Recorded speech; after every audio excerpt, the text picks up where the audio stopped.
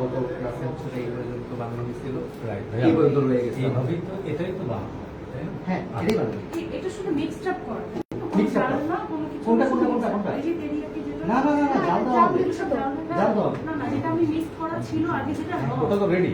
ওটা রেডি, ঠিক জাল দিয়ে ready করা। জাল দিয়ে রেডি করা। হ্যাঁ, মানে এইটাকে আমরা ক্লাসে তো এটা শেষ হয়ে যাবে। যদি থাকতো তাহলে আমি কি করতাম, ফেলে দেবো? পরের সপ্তাহে তো আবার ক্লাস আছে, তাহলে কি করতাম, একটু রেখে দিতাম। এখন আজকে আপনাদের যতটুকু চিকেন আছে ততটুকুর জন্য এতটুকু এনা, আর আমি করতে পারি, করে আবার রেখে দিতে হবে। পরের ক্লাসে আবার দেখাইতে হবে, দেখানোর সময় আবার করতে হবে।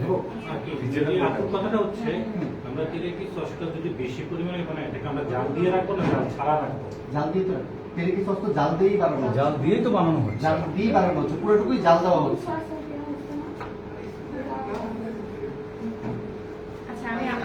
আসসালামু আলাইকুম। আমাদের জাপানিজ কুইজিনের একদিনের শর্ট কোর্স চলছে, আপনারা দেখতেই পাচ্ছেন। সো এখানে আমাদের অনেক স্টুডেন্ট আছে এবং আমাদের ক্লাসটা কিন্তু ইন দ্য মিন টাইম লাইভেও চলছে, একসাথে অনলাইন অফলাইন দুইটাই চলছে, আপনারা দেখতেই পাচ্ছেন।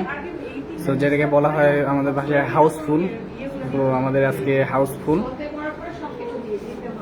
ইনশাল্লাহ আমরা একটু পরে আপনাদেরকে আরও আপডেটগুলো দেখাবো। সে হচ্ছে খুব সুন্দরভাবে রেসিপিগুলো আমাদের স্টুডেন্টদেরকে এক্সপ্লেন করছে এবং যাদের যে কোশ্চেনগুলো আছে সব কোশ্চেনগুলোর অ্যান্সারগুলো সুন্দর করে শেপ করে দিচ্ছে। তো সবাইকে ধন্যবাদ, আসসালামু আলাইকুম।